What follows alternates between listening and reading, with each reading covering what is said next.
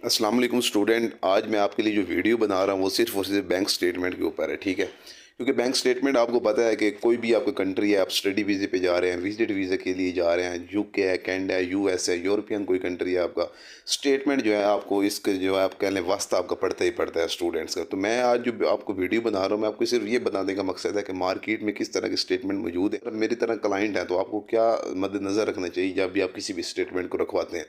तो मैं आपको इसके अंदर तकरीबन कोशिश करूँगा कि सारी जो है इंपॉर्टेंट चीज़ें बता दूँगा, ठीक है। तो शुरू करते हैं।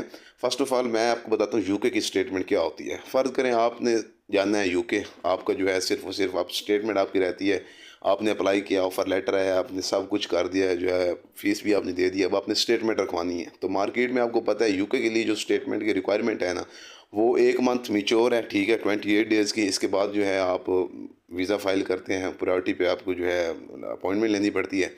तो आपको कम से कम जो है प्रोसेस ना वो 2 मंथ का आपको चाहिए होता है यूके के लिए, स्टेटमेंट के लिए, ठीक है। अब यूके की स्टेटमेंट आपको पता है कि स्टूडेंट्स की इस टाइम जो रिजेक्शन आई हैं, वो स्टेटमेंट की वजह से बहुत से स्टूडेंट्स की रिजेक्शन आई है जिनकी स्टेटमेंट जो है वो सही ओरिजिनल नहीं थी। मैं आपको बताता हूँ कि आपको कौन सी स्टेटमेंट्स लेनी है। आप, एक होता है मार्केट में लिक्विड कैश, हार्ड कैश भी से कह रहे होते हैं, और एक होती है स्टेटमेंट जिसे आप वर्चुअल इंटरनल फंड्स और बला बला लोग कहते हैं, ठीक है।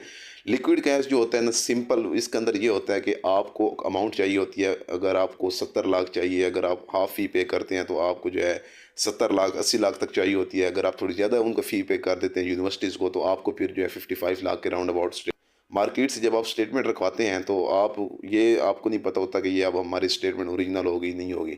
सिंपल इज़ दैट कि आपका क्या होता है लिक्विड कैश के, मैं पहले आपको बताता हूँ कि किस तरह आपको पता चलेगा कि हमारे अकाउंट में कैश पड़ा भी है कि नहीं पड़ा।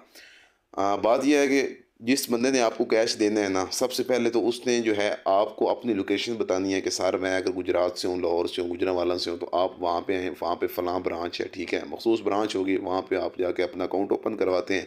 अकाउंट आप ओपन करवाते हैं, अकाउंट ओपन की जो रिक्वायरमेंट्स या क्या चीज़ें रिक्वायर होती हैं आपको पता है। सिम 9 का कह सकता है आपको, उसके बाद स्टाम्प पेपर का आपको कह सकता है, लेटर ऑफ हेड जो आपको पता है कि कहीं भी अकाउंट ओपन करवाना हो तो वो ज़रूरी हो, चीज़ें आपको जो है अपने साथ कैरी रखनी पड़ सकती हैं, और उसके साथ आपका अपना ओरिजिनल आईडी कार्ड हो। सिर्फ ये चीज़ें हैं आपके पास तो आपका अकाउंट जो है ओपन होता है।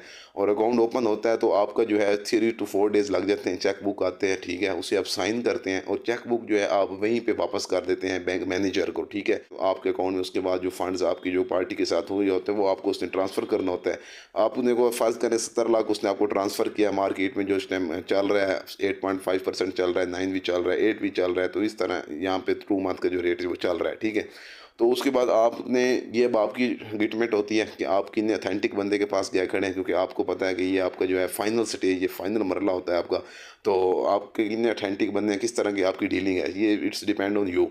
तो उसके बाद सिंपल है कि आप जो लिक्विड कैश होती है उसको आप अपने आईडी कार्ड से जो है ना कहीं भी किसी भी ब्रांच से वेरीफाई कर सकते हैं किसी भी टाइम, ठीक है। चाहे अगर आपने 2 मंथ का उनके साथ जो है साइन एग्रीमेंट किया है, अगर आपने 2 मंथ का एग्रीमेंट किया है पार्टी के साथ, तो आप 2 मंथ डेली बेस पे आप जो है ना अपने आईडी कार्ड के जरिए उस स्टेटमेंट को चेक कर सकते हैं, और वो जो है बैंकर आपको बताएगा कि जी आपके नाम पे जो अमाउंट इतनी पड़ी हुई है। ये होता है लिक्विड कैश ओरिजिनल काम जिसे आप कह रहे होते हैं, ये चल रहा होता है। बाकी सर्विसेज होती हैं बैंक के साथ, आपकी किस तरह की सर्विसेज है, बैंक आपको किस तरह की स्टेटमेंट दे रहा है, वक्त वक्त ना आप जिस बंदे से रखवा रहे हैं वो आपके साथ कितना जो है वो कमिटमेंट कर रहा है, तो ये ठीक है। तो उम्मीद करता हूँ जिससे भी आप स्टेटमेंट रखवाएंगे वो आपके साथ जो है इस चीज़ को अच्छी तरह लेके चले। तो ये तो होता है सिंपल लिक्विड कैश। और जो आप अमाउंट देते हैं, खुदारा जो भी आप अमाउंट देते हैं, कभी भी ये मार्केट में ना सोचें कि आपको 6% पे कोई ऑफर कर रहा है, 7% पे कर रहा है, एक आपको 9 पे कर रहा है। मैंने जो चीज़ें आपको बताई हैं, अगर तो ये चीज़ें वो बंदा देता है तो फिर आप रखवाएं, कोई शक नहीं है, आपको लिक्विड कैश ही है, ठीक है।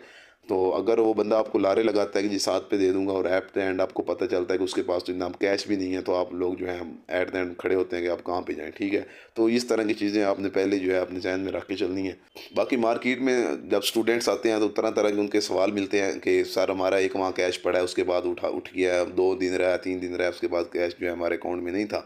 तो ये अब आपके है कि आप किस बंदे के साथ पास जा रहे हैं, वो बंदा आपके साथ कितना जो है वैलिड है, ठीक है।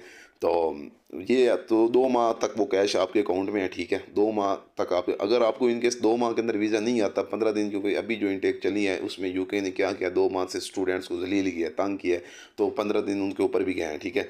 तो अगर आप ऊपर जाते हैं तो बाज़ इन्वेस्टर जो हैं वो आप लोगों के साथ अच्छे चलते हैं, बाज़ आपको जो है ज़्यादा, तकरीबन आप कह लें अच्छे ही चलते हैं। 7 दिन अगर आपको इंक्रीज़ करनी पड़ती है तो फिर वो उस हिसाब से चार्ज करते हैं, या 15 डेज़ का चार्ज करते हैं। कोई होगा जो आप कह लें कि महीने का चार्ज करे, अदरवाइज ऐसा नहीं होता, ठीक है। तो बाकी जो आप वर्चुअल होता है उसके अंदर तो सिंपल बात ये है कि आप अपने आईडी कार्ड से वेरीफाई नहीं कर सकते हो, क्योंकि आप जहाँ भी ले जाओगे वो कहेंगे सर अंदर कैश नहीं है, या वो आपको कहेगा अगला बंदा कि भाई आपने चेक नहीं करना। तो ये सब फ्रॉड है।